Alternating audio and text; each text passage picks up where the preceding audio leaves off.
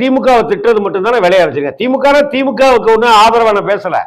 நீங்க திருச்சியில பேசுனது, மதுரை மாநாட்டில் பேசுனது, நாகப்பட்டினத்தில் பேசுனது, திருவாரூர்ல பேசுனது, அரியலூர்ல பேசுனது, நாமக்கல்ல பேசுனது, கரூர்ல பேசுனது, இது எல்லா இடத்தினுடைய மொத்த சாராம்சம் என்ன?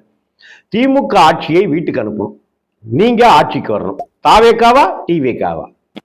ஏலம் விடுற மாதிரி ஒண்ணு இன்னொன்னு இருக்கல. என்ன ஏலமா விடுறீங்க? தமிழ்நாட்டு மக்கள் ஏலம் போட்டு கூறு போட்டு இன்னைக்கு சாவடிச்சிட்டீங்களேங்க. என்ன அரசியல் பண்றீங்க? கேவலமான அரசியல். ஒரு கட்டுப்பாடு வேணும். அண்ணாவை பத்தி தெரியுமா உங்களுக்கு? பேரறிஞர் அண்ணாவை பத்தி விஜய்க்கு தெரியுமா? அவருடைய தாரா மந்திரம் என்ன? கடமை, கண்ணியம், கட்டுப்பாடு. கடமை, மக்களுக்கான கடமையை செய்யணுங்கிற முனைப்பு உங்கள்கிட்ட இல்ல விஜய்.